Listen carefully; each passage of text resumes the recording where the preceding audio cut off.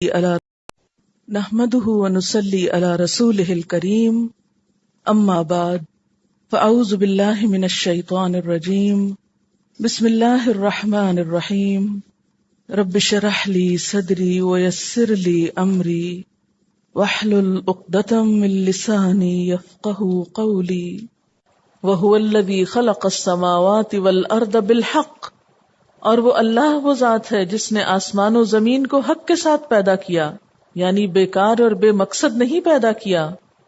آپ کو معلوم ہے نبی صلی اللہ علیہ وسلم جب تہجد کے وقت اٹھتے تھے تو سورۃ آل عمران کی آخری آیات پڑھتے اور اس میں کیا کہتے تھے؟ ربنا ما خلقت هذا باطلا سبحانک فقنا عذاب النار۔ اے اللہ، یہ سارے زمین و آسمان کا کارخانہ، یہ سب کچھ بے مقصد نہیں، بیکار نہیں۔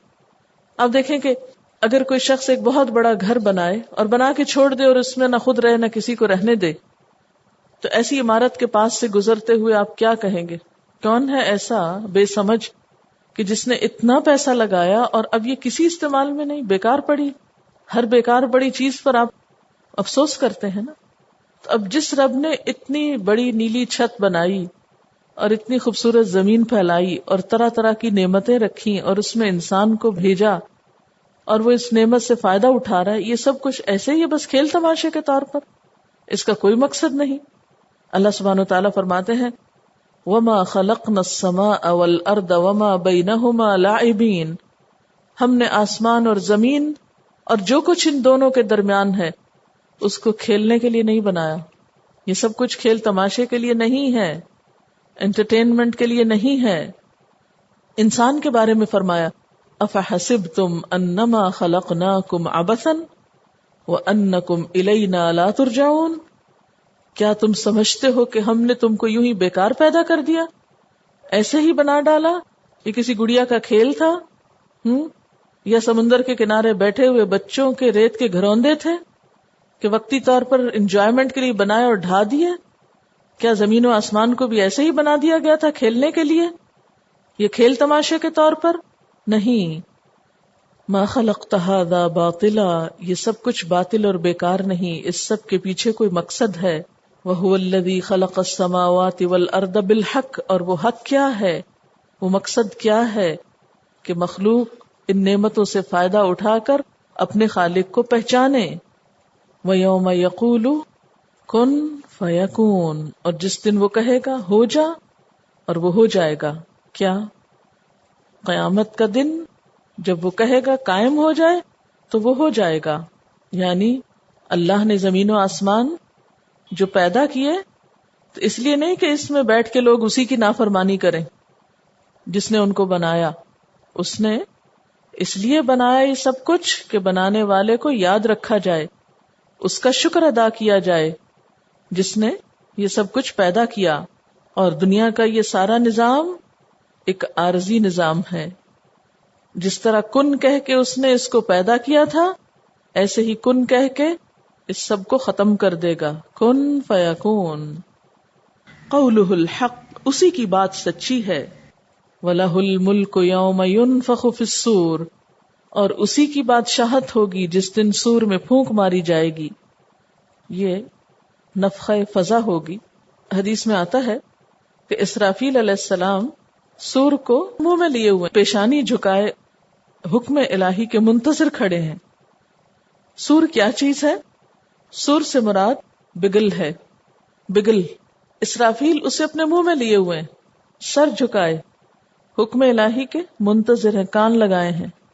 کس وقت کن ہوتا ہے اور وہ بگل بجا دیں اور سب کچھ ختم ہو کے رہ جائے، اس وقت وہ پھونک ماریں گے۔ جیسے پھونک مارنے سے آواز نکلتی ہے نا مختلف انسٹرومنٹ سے، تو ایسے ہی اسرافیل علیہ السلام کی پھونک سے سب کچھ ختم ہو جائے گا۔ عالم الغیب والشہادہ، وہ جاننے والا ہے غیب اور حاضر کا۔ وہو الحکیم الخبیر، اور وہ حکمت والا ہے، خبر والا ہے، اس کا کوئی کام بھی بے مقصد نہیں۔ غیب سے کیا مراد ہے؟ جو کچھ مخلوق سے پوشیدہ ہے، اور شہادت سے کیا مراد ہے؟ جو ہمارے سامنے ہے۔ مثلا اس وقت ہمارے سامنے کیا ہے؟ اس چار دیواری کے اندر جو کچھ جو اس سے باہر ہے اس وقت وہ ہمارے لیے ایک طرح سے غیب کی حیثیت رکھتا ہے. یہ ہماری کمزوری ہے، ہم بیک وقت اندر اور باہر نہیں دیکھ سکتے، لیکن اوپر سے اللہ تعالی ہر چیز کو برابر دیکھتا ہے. اس کے لیے کچھ مشکل نہیں، اس لیے کہ اس کی قدرت سب سے زیادہ ہے، سب سے بڑی ہے. وَإِذْ قَالَ إِبْرَاهِيمُ لِأَبِيهِ آزَرَ، یہاں سے حضرت ابراہیم علیہ السلام کا واقعہ شروع ہو رہا ہے. یہ تلاش حق کے سوال نہیں ہے، مشاہدہ حق کے ہیں. حق تو مل چکا تھا، یعنی حق تو ان کو واضح تھا، لیکن کیا تھا؟ کائنات کا ایک طرح سے مشاہدہ کر رہے تھے. وَإِذْ قَالَ إِبْرَاهِيمُ لِأَبِيهِ آزَرَ، ابراہیم علیہ السلام نے اپنے باپ آزر سے کہا، أَتَتَّخِذُ أَصْنَامًا آلِهَةً، کیا تم بتوں کو الہ بناتے ہو؟ آپ دیکھیں نا کہ اگر وہ حق کی تلاش میں تھے تو اپنے والد کو کیسے کہہ سکتے تھے کہ آپ یہ کیا کر رہے ہیں، کیونکہ ابھی تو حق ان کو خود نہیں پتا. جب خود نہیں پتا تو دوسروں کو کیسے بتا رہے ہیں؟ تو مراد یہ ہے کہ حق پتا تھا ان کو، اور اس پر ان کو یقین بھی تھا، اور اسی کی طرف وہ رہنمائی بھی کر رہے ہیں اپنے والد کی. انی اراک وقومک فی ضلال مبین، میں تو آپ کو اور آپ کی قوم کو کھلی گمراہی میں دیکھتا ہوں.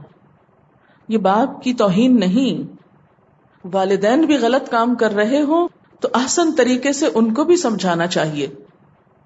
وَكَذَلِكَ نُرِي إِبْرَاهِيمَ مَلَكُوتَ السَّمَاوَاتِ وَالْأَرْضِ، اور اسی طرح ہم نے دکھایا یا ہم دکھاتے تھے ابراہیم علیہ السلام کو آسمانوں اور زمین کی بادشاہت.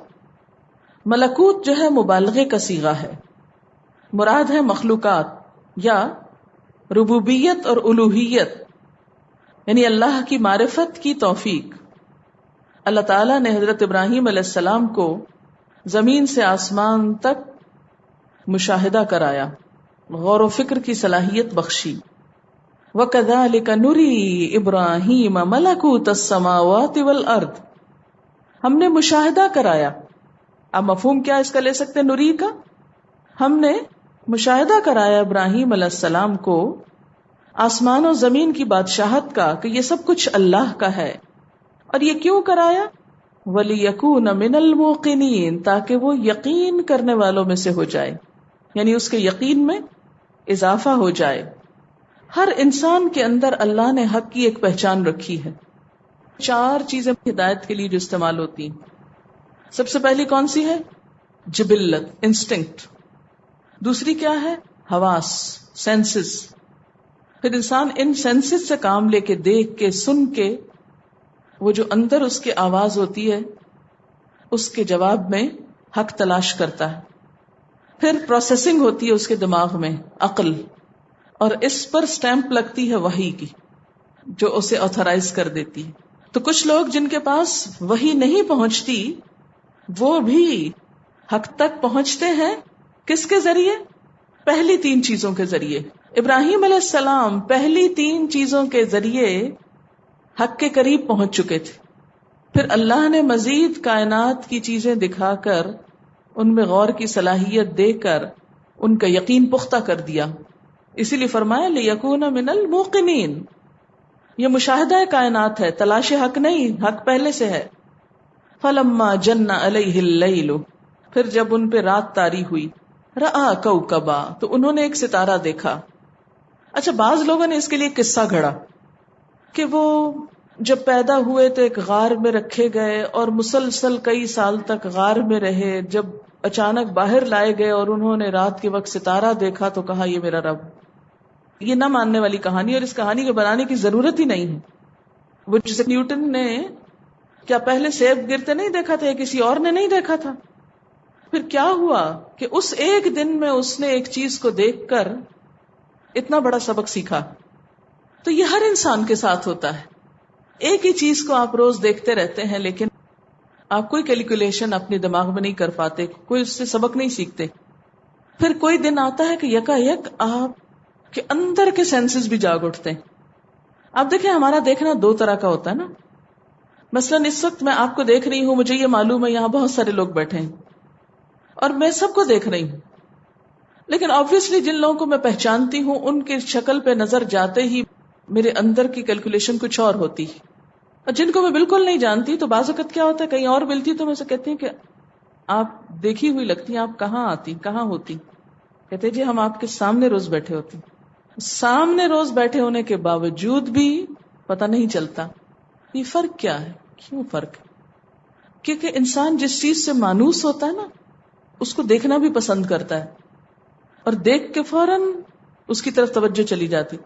اور جس چیز سے مانوس نہیں ہوتا، اجنبی ہوتی، جو چیز انوکھی ہوتی، اس کو جذب نہیں کر پاتا جب تک کہ اس سے کوئی ایسوسیشن نہ ہو جائے. تو اسی طرح ابراہیم علیہ السلام ستاروں کو روز دیکھتے تھے، لیکن ہو سکتا ہے کہ کسی دن ان کے دل کے اندر اللہ کو پانے کی طلب تڑپ اور پیاس کچھ زیادہ ہی ہو، تو انہوں نے اللہ تعالیٰ کو کسی ایسی شکل میں دیکھنا چاہا کہ جو تسلی بخش ہو. کیونکہ انسان مادی چیز ہے نا، اور مادی چیزوں سے زیادہ متاثر ہوتا ہے. یہی وجہ ہے کہ آپ کسی کے مال سے فوراً امپریس ہو جاتے ہیں، علم سے بہت دیر میں ہوتے ہیں، ہے نا. کیونکہ علم ایک مادی چیز نہیں. کسی کا بھی نالج جو ہے، جب تک آپ اس کو پہچاننے نہیں لگتے، اس کے قدردان نہیں ہوتے، آپ انسان کی قدر نہیں کرتے. ایک جاہل شخص ہے مثلاً، اس کو نہیں پتا علم کیا ہوتا ہے. مثلاً اگر آپ اس کو نیوٹن کی تصویر دکھائیں تو اس کے لیے وہ تصویر کیا چیز ہے، یا اس کا کوئی لا بتائیں تو وہ کیا کہے گا؟ یہ کیا فضول چیز دکھا رہے ہو مجھے. کیوں ایسا ہوتا ہے کہ اس کو نیوٹن سے کوئی دلچسپی. جیسے آپ دیکھیں ہمارے ہاں ڈاکٹر عبد القدیر خان کا نام سب نہیں جانتے ہوں گے، اگرچہ میجورٹی جانتی ہے، اس کے باوجود گاؤں میں بہت سے بچے نہیں جانتے ہوں گے. اس کے برعکس کس کا نام سب جانتے ہیں؟ مثلا مادام نور جہان کا. ایسا کیوں ہوتا ہے؟ اس لیے کہ جس چیز میں ہمارا انٹرسٹ ہوتا ہے اس کے ہم قدردان بھی ہوتے ہیں، جس میں ہمارا اپنا انٹرسٹ نہیں اس کی ہمیں قدردانی بھی نہیں. اچھا، انسان چونکہ مادہ پرست ہے، جو چیز اس کو نظر آتی ہے، جو محسوس کر سکتا ہے، ٹچ کر سکتا ہے، دیکھ سکتا ہے، اس کی قدر زیادہ ہوتی، اور جو چیزیں اس کی گراس میں نہیں آتی ان کو وہ دیکھتا ہی نہیں. آپ دیکھیں کہ حضرت موسیٰ علیہ السلام نے کیا کہا تھا کہ ربی ارینی، اللہ تجھے دیکھنا چاہتا ہوں. قوم نے بھی مطالبہ کیا تھا. حضرت ابراہیم علیہ السلام نے پیچھے کیا کہا؟ ربی ارینی کیف تحیی الموتیٰ، اللہ تعالیٰ مجھے دکھا مردوں کو تو کیسے زندہ کرتا. اللہ تعالیٰ نے پوچھا ابراہیم تو یقین نہیں رکھتا؟ کہا بلا، کیوں نہیں، یقین ہے، ولکن لیطمئن قلبی، ذرا دل بھی مطمئن ہو جائے. وہ جیسے ایک شعر بھی ہے نا، کبھی اے حقیقت منتظر نظر آ لباس مجاز میں، کہ ہزاروں سجدے تڑپ رہے ہیں میری جبین نیاز میں. قدرتی بات ہے اگر اللہ تعالیٰ ہم کو سامنے نظر آ جائے تو ہم میں سے کوئی ایسے ڈھیلے بیٹھے نہ رہ جائے، ہماری نمازیں ایسی نہ ہو جیسی ہم پڑھتے ہیں، پرفیکٹ ہو جائیں. یہ کمزوری ہے انسان کی. تو یوں لگتا ہے کہ جیسے ابراہیم علیہ السلام کے اندر ایک خاص تڑپ اٹھی، اس تڑپ کے ساتھ ستارے کو دیکھا. مثلا جب آپ کے اندر بھوک ہوتی ہے تو آپ پانی کو یا کھانے کو کس طرح دیکھتے ہیں، اور جب بھوک نہیں ہوتی تو آپ ڈش کا ڈھکن اٹھانے کی بھی زحمت گوارا نہیں. وہ جب کھانا ہی نہیں تو کیا ضرورت ہے اٹھا کے دیکھنے کی. فرق ہے نا. تو جب دل کی حالت بدلی تو ستارہ بھی کچھ اور ہی چیز نظر آیا. فلما جن علیہ اللیل رآ کوکبا، رات آئی ستارہ دیکھا. جن کا لفظ جو ہے نا جیم نون نون جن سے ہے. جن کسی چیز کا سینسز سے چھپ جانا، یہ لفظی معنی ہے جن کا. یہ جو جنات ہے نا ان کو جن کہتے ہی اس لیے کہ وہ آپ کے سینسز میں نہیں آتے، نہیں آپ دیکھ نہیں سکتے، سن نہیں سکتے، چھو نہیں سکتے. کالا بولے ہاذا ربی، یہ میرا رب ہو سکتا ہے. یہ سوال نہیں ہے، حیرت کا اظہار ہے. ہاذا ربی، یہ میرا رب ہے.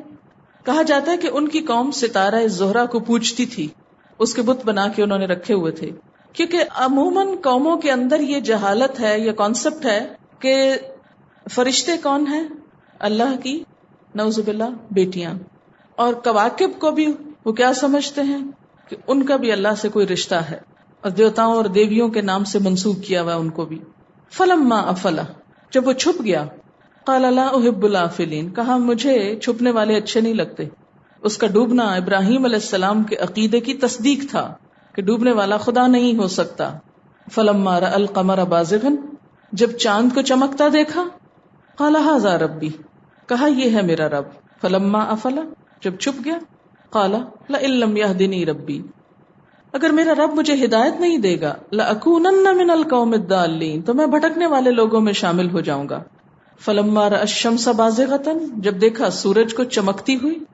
عربوں میں ہاں چاند مذکر ہے اور سورج مؤنث ہے، حالانکہ بڑا ہے. فلما رأى الشمس بازغة، جب دیکھا سورج کو کہ چمک رہی ہے، قال ھذا ربی، کہ یہ میرا رب ہو سکتا ہے، ھذا اکبر، یہ تو سب سے بڑا ہے، فلما افلت، جب وہ بھی چھپ گئی، قال یا قوم، اے میری قوم، انی بریء مما تشرکون، میں بری ہوں ان چیزوں سے جن سے تم شرک کر رہے ہو، جن کو تم شریک ٹھہراتے ہو، کبھی طلوع ہوتے ہیں، کبھی غروب ہوتے ہیں، کبھی نظر آتے ہیں، کبھی نظر نہیں آتے، اور یوں کہہ کے ستارہ پرستی کی جڑ کاٹ دی۔ لیکن افسوس کہ آج ہم مسلمان دوبارہ اسی شرک کی طرف دوڑ پڑے اور علم نجوم میں دلچسپی لینے لگے اور ستاروں سے اپنی قسمت کا حال معلوم کرنے چلے۔ کسی نجومی کے پاس جانا جو ہے اور اپنی قسمت کا حال معلوم کرنا، یہ کیا ہے؟ دراصل شرک میں آتا ہے، اس سے منع کیا گیا ہے، عبادت ضائع ہو جاتی۔ حضرت ابراہیم علیہ السلام نے بہت پہلے علم نجوم کا پول کھول دیا تھا۔ اب دیکھیں کہ ہر ایک کی چمک تھوڑی دیر کے لیے متاثر کی، لیکن ہر چمکنے والی چیز سونا نہیں ہوتی۔ عموماً انسان کن چیزوں سے اٹریکٹ ہوتا ہے؟ جو چمکتی ہیں۔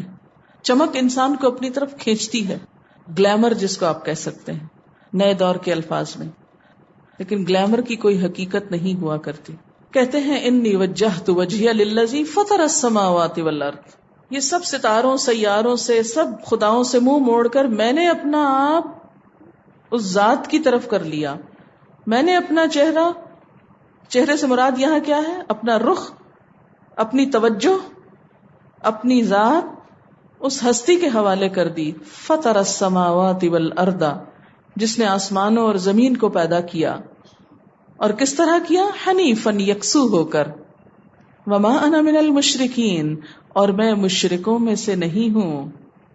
ایک اور دلیل حضرت ابراہیم علیہ السلام کے اس مشاہدہ کائنات کے بارے میں دی جاتی کہ انہوں نے یہ سب کچھ کیوں بولا، کیوں کہا، حالانکہ وہ حق کو سمجھتے بھی تھے۔ تو اس کا جواب یہ بھی دیا جاتا ہے کہ اپنی قوم پہ حجت تمام کرنے کے لیے۔ وہ خود تو جانتے تھے، قوم کو بھی بتانا چاہتے تھے کہ لا احب العافلین، مجھے چھپنے والے پسند نہیں ہیں، چھپنے والے خدا نہیں ہو سکتے۔ یہ جو کہتے ہیں نا ھذا ربی، یہ ایسا نہیں تھا کہ انہوں نے اس کو رب مان لیا تھا۔ اس حجت کو کہتے ہیں حجت الزامی۔ یہ سارا پیسج جو ہے، اس کے اوپر بہت سے سوال اٹھتے ہیں نا۔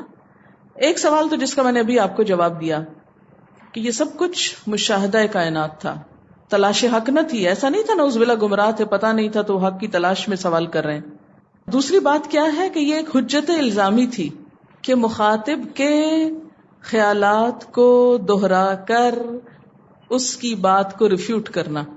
یہ میرا رب ہے، یہ ستارہ دیکھو چھپ گیا، میں تو اس کو رب نہیں مانتا۔ چاند دیکھا چمکتا ہوا، یہ ہے رب، یہ میرا رب ہو سکتا ہے؟ نہیں، یہ بھی چھپ جائے گا، اس کو بھی میں رب نہیں مانتا۔ اچھا تو یہ سورج تمہارے خیال میں بہت بڑا ہے، ھذا اکبر، اس کو رب مان لے، وہ بھی چھپ گیا۔ تو کوئی چھوٹا ہو یا بڑا، سب چھپ گئے، چھپنے والوں کو میں رب نہیں مانتا۔ تو ابراہیم علیہ السلام کی یہ گفتگو دراصل ان کی اپنی ذات کے لیے نہیں تھی، کس کے لیے تھی؟ قوم کے لیے تھی، اس کو بتانا چاہتے تھے۔ پھر یہ سب ان کی حجت تمام کر کے ان کے خیالات پہ لکیر پھیر کے اپنا رستہ بتاتے۔ انی وجہت وجہی للذی فطر السماوات والارض، میں نے یکسو ہو کر اپنا رخ اس ہستی کی طرف کر لیا جس نے آسمان و زمین کو پیدا کیا۔ وما انا من المشرکین، اور میں شرک کرنے والوں میں سے نہیں کہ اپنا رخ کسی اور کی طرف پھیروں۔ اور پھر آپ دیکھیں کہ اگلی بات بھی اس دوسری دلیل کی تائید کرتی، وحاجہ قومہ، اس کی قوم اس سے جھگڑنے لگی، یہ تم کیا کہہ رہے ہو؟ قال، ابراہیم علیہ السلام نے کہا، اتحاجونی فی اللہ، تم مجھ سے اللہ کے بارے میں جھگڑتے ہو، وقد ہدانی، حالانکہ تحقیق اس نے مجھے ہدایت بخشی ہے، ولا اخاف، اور میں نہیں ڈرتا، ما تشرکون بہ، جن کو تم شریک ٹھہراتے ہو۔ ہر دور میں یہ ہوتا آیا ہے کہ جب لوگوں کو اس بات سے ڈرایا جائے کہ بتوں کی پوجا نہ کرو، اللہ کے سوا کسی کے آگے مت جھکو، تو ہمیشہ دھمکی کیا دی جاتی ہے کہ تم ان کو برا بھلا کہہ رہے ہو، تم پہ اس بات کی نحوست پڑے گی، تمہاری شامت آئے گی، تم بتوں کو کیوں برا کہتے ہو؟ تو اسی کا جواب حضرت ابراہیم علیہ السلام دے رہے ہیں کہ مجھے کیوں ڈراتے ہو؟ میں تو نہیں ڈرتا تمہارے معبودوں سے، نہ میں سمجھتا ہوں کہ اللہ کے سوا میرا کوئی کچھ بھی بگاڑ سکتا ہے۔ ولا اخاف ما تشرکون بہ الا ان یشاء ربی شیئا، ہاں میرا رب کچھ چاہے تو وہ اور بات ہے۔ وسع ربی کل شیء علما، میرا رب ہر چیز پر علم کے اعتبار سے چھایا ہوا ہے۔ افلا تتذکرون، کیا تم نصیحت نہیں پکڑو گے، ہوش میں نہ آؤ گے؟ ابراہیم علیہ السلام نے کیا کیا؟ لوگوں پر حجت تمام کی، اپنا رستہ بتایا ہدایت کا، تو قوم جھگڑنے لگی. کہا مجھے اللہ نے ہدایت دے دی ہے تو مجھ سے کیوں جھگڑتے ہو؟ لوگوں نے کہا ہمارے بت تمہیں نقصان دیں گے. کہا میں نہیں ڈرتا بتوں سے، ہاں اگر رب نے کوئی نقصان دینے کا اذن کیا ہے تو اللہ کو تو سب پتا ہے، تمہیں ہوش میں آنا چاہیے. وَكَيْفَ أَخَافُ مَا أَشْرَكْتُمْ، اور میں کس طرح ڈروں جن کو تم شریک ٹھہرا رہے ہو، تمہارے معبودوں سے مجھے کیا ڈر. وَلَا تَخَافُونَ أَنَّكُمْ أَشْرَكْتُمْ بِاللَّهِ، اور تم تو ڈرتے نہیں ہو کہ تم اللہ کے ساتھ شریک ٹھہرا رہے ہو. ڈرنا تو تم کو چاہیے تھا. مَا لَمْ يُنَزِّلْ بِهِ عَلَيْكُمْ سُلْطَانًا، جس کی اس نے تم پر کوئی دلیل نہیں اتاری. فَأَيُّ الْفَرِيقَيْنِ أَحَقُّ بِالْأَمْنِ، تو دونوں گروہوں میں سے کون زیادہ حقدار ہے امن میں رہنے کا، مطمئن ہونے کا. ان کنتم تعلمون، اگر تم علم رکھتے ہو. یعنی کس فریق کو زیادہ بے خوف ہونا چاہیے، کس کو زیادہ مطمئن ہونا چاہیے. یہ بات ابراہیم علیہ السلام نے کیوں کہی؟ کیونکہ قوم نے دھمکیاں دینی شروع کر دی کہ تم ہمارے بتوں کے خلاف بول رہے ہو، تم ان کی توہین کر رہے ہو، تم ان کے مقام کو نہیں پہچانتے، لہٰذا تمہاری شامت آئی کہ آئی، تم اپنی اس دعوت توحید سے باز آ جاؤ. آپ دیکھیں کہ یہ قدرتی بات ہے نا کہ جس کے بھی مفاد پہ زد پڑتی ہے وہ عموماً کیا کرتا ہے؟ انتقامی ہتھ کنڈوں پہ اتر آتا ہے. کبھی سوچا آپ نے کہ مکہ کے لوگ حضور صلی اللہ علیہ وسلم کے دشمن کیوں بن چکے تھے، کیوں ان کے خلاف تھے؟ یہ نہیں تھا کہ وہ اللہ کو مانتے نہیں تھے، بات یہ تھی کہ ان بتوں کا انکار کر کے ان کے معاشی معاشرتی مفادات پہ زد پڑتی تھی. ابراہیم علیہ السلام کی قوم کو بھی یہی مشکل تھی. آج کے اس دور میں بھی یہی مشکل کہ ایک اللہ کا پیغام پہنچانے سے بہت سے لوگوں کے مفادات پہ زد پڑتی، پھر آپ ان کے لیے ناقابل برداشت ہوتے چلے جاتے ہیں. لیکن اصل توحید یہی ہے جو ایک لفظ میں آتی ہے، پرسنالٹی کی پوری پکچر، اور وہ کیا ہے؟ حنیفن، یکسو. میری منزل، میری ڈائریکشن بالکل واضح، مجھے سیدھا رستہ معلوم ہو گیا، تم جو چاہو کر لو، مجھے کسی کی پرواہ نہیں، اب نہ کسی کے بہلانے سے، نہ کسی کی خوشامد سے، نہ کسی کی تنقید سے، نہ کسی کے لالچ سے، کسی بھی چیز سے نہیں، کوئی مروبیت نہیں، کچھ اور نہیں. اور یہی خالص توحید. توحید تو یہ ہے کہ خدا شر میں کہہ دے یہ بندہ دو عالم سے خفا میرے لیے ہے. اصل توحید یہی ہے کہ قیامت کے دن اللہ تعالیٰ کسی کو یہ سرٹیفکیٹ دے دیں کہ یہ بندہ دو عالم سے خفا میرے لیے، اس نے میری خاطر سب کو چھوڑا، جیسے خود ابراہیم علیہ السلام نے چھوڑا. یہی اصل دین ہے. اور چھوڑا کا مطلب یہ نہیں کہ آپ ان سے بدتمیزی کریں، ان کے حقوق نہ دیں. حضرت ابراہیم تو اپنے والد کے لیے بعد میں بھی دعائیں کرتے رہے، اللہ اس کو بخش دینا. بدخواہی نہیں، بدنیتی نہیں، بے عزتی نہیں، بدتمیزی نہیں، لیکن بات اللہ ہی کی ماننی ہے بس. الذین آمنوا، وہ لوگ جو ایمان لائے، ولم یلبسوا ایمانہم بظلم، اور نہیں انہوں نے ملایا اپنے ایمان کو ظلم کے ساتھ. ایمان لا کر اس میں ظلم کی آمیزش نہیں کی، اس میں ظلم نہیں ڈالا. یلبسو، ملایا. اولئک لہم الامن، ایسے ہی لوگوں کے لیے امن ہے. وہم مہتدون، اور وہ ہدایت یافتہ ہیں. احادیث میں آتا ہے کہ جب یہ آیت اتری تو صحابہ کرام نے ظلم کا مطلب کوتاہی، غلطی، گناہ، زیادتی سمجھا، جس سے وہ پریشان ہو گئے اور کہنے لگے یا رسول اللہ صلی اللہ علیہ وسلم، ہم میں سے کون ہے ایسا جس نے کبھی کوئی ظلم نہ کیا ہو؟ سب سے غلطی ہوتی تو کیا ہمارے لیے امن نہیں ہوگا؟ ہمیں کچھ نہیں ملے گا؟ اینا لم یظلم نفسہ، تو آپ نے فرمایا اس سے وہ ظلم مراد نہیں جو تم سمجھ رہے ہو، بلکہ اس سے مراد شرک ہے. جس طرح لقمان علیہ السلام نے اپنے بیٹے کو کہا تھا ان الشرک لظلم عظیم، کہ شرک سب سے بڑا ظلم ہے، ظلم عظیم ہے. یہ بخاری کی روایت ہے. مراد اس سے یہ ہے کہ جو لوگ ایمان لا کر اللہ کے ساتھ کسی کو شریک نہ ٹھہرائیں، ان لوگوں کے لیے اطمینان قلب ہوتا ہے. شرک ہمیشہ انسان کو بے چین رکھتا ہے. وہم مہتدون، اور یہی ہدایت پر ہیں. وَتِلْكَ حُجَّتُنَا، اور یہ تھی ہماری حجت، آتَيْنَاهَا إِبْرَاهِيمَ، جو ہم نے عطا کی تھی ابراہیم علیہ السلام کو، علی قومہ، اس کے قوم کے مقابلے میں، یعنی توحید الہی پر، اللہ کی وحدانیت بیان کرنے پر ایسی حجت اور دلیل جس کا جواب ابراہیم علیہ السلام کی قوم سے نہ بن پڑا، کوئی جواب نہ دے سکے۔ کس بات کا؟ کہ یہ سب جو خدا مانتے ہو یہ ڈوب کیوں جاتے ہیں؟ اور بعض کے خیال میں اس بات کی حجت جب انہوں نے کہا کیف اخاف ما اشرکتم ولا تخافون انکم اشرکتم باللہ ما لم ينزل به علیکم سلطانا، کہ جب انہوں نے کہا کہ ہمارے معبود تمہارا نقصان کر دیں گے تو انہوں نے کہا مجھے مت ڈراؤ، جس رب نے کائنات کو بنایا ہے تم اس سے نہیں ڈرتے، اس کے ساتھ شریک ٹھہراتے ہوئے تم کو خوف نہیں آتا تو مجھ کو کیوں ڈراتے ہو؟ ان ربک حکیم علیم نرفع درجات من نشاء، ہم بلند کرتے ہیں درجات جس کے ہم چاہتے ہیں۔ ان ربک حکیم علیم، بے شک تیرا رب حکمت والا ہے، علم والا ہے۔ تو اس سے کیا پتہ چلتا ہے کہ عقل تو اللہ نے سب کو دی ہے، لیکن ہدایت وہ سب کو نہیں دیتا۔ ہدایت اس کو ملتی ہے جو طلب کرتا ہے، کوشش کرتا ہے، محنت کرتا ہے۔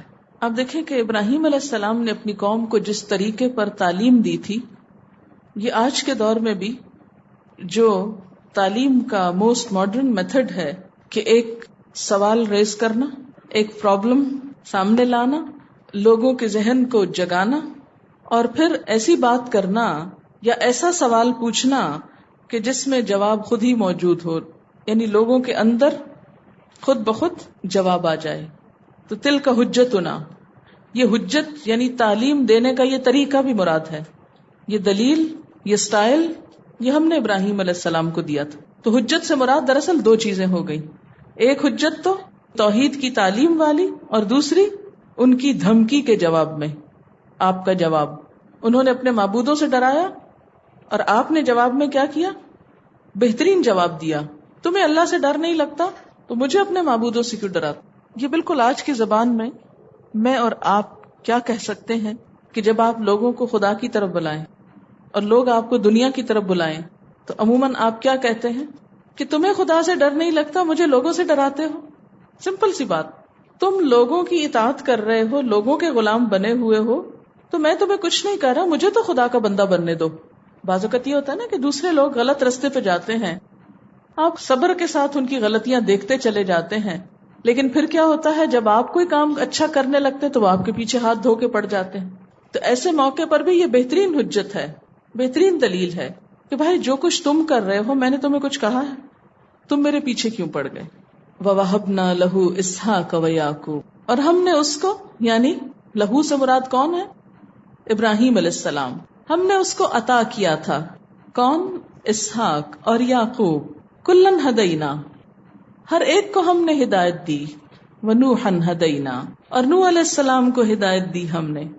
من قبل، اس سے پہلے، کس سے پہلے؟ ابراہیم علیہ السلام سے پہلے۔ ومن ذریتہ، اور اس کی اولاد میں سے، کس کی؟ نوح علیہ السلام یا ابراہیم علیہ السلام کی اولاد میں سے۔ داود و سلیمان و ایوب، داؤد اور سلیمان اور ایوب علیہ السلام تھے۔ و یوسف و موسیٰ و ہارون، اور یوسف اور موسیٰ اور ہارون، یہ سب کس کی اولاد تھے؟ یا نوح علیہ السلام کی یا پھر ابراہیم علیہ السلام کی۔ وَكَذَلِكَ نَجْزِي الْمُحْسِنِينَ، اور ہم اسی طرح جزا دیتے ہیں احسان کرنے والوں کو۔ گویا نیکی کا اجر دنیا میں بھی رائے گاں نہیں ہوتا، اچھائی کا بدلہ دنیا میں بھی مل کر رہتا ہے، قربانیوں کا صلہ دنیا میں بھی انسان کو مل جایا کرتا ہے۔ ابراہیم علیہ السلام کی پوری ذات اور شخصیت قربانیوں کا اعلیٰ ترین نمونہ ہے۔ ان کی قربانیاں اس طرح قبول کی گئیں کہ نسلوں میں ان کا نام باقی رکھا گیا، نسلوں میں نیکی پھیلی، نسلوں کو فضیلت عطا ہوئی، اور یہ کوئی ان کا قومی حق نہیں تھا یا نسلی حق نہیں تھا، یہ اللہ کا عطیہ تھا، اللہ کی عنایت تھی، جو ان لوگوں کے لیے بطور تحفہ ہوتی ہے جو اللہ کی ہدایت کے مطابق خود کو اور اپنی اولادوں کو نیک بنانے کی کوشش کرتے ہیں۔ وآخر دعوانا ان الحمد للہ رب العالمین۔ سبحانک اللہم وبحمدک نشهد أن لا إله إلا أنت نستغفرك ونتوب إليك. والسلام علیکم ورحمۃ اللہ وبرکاتہ.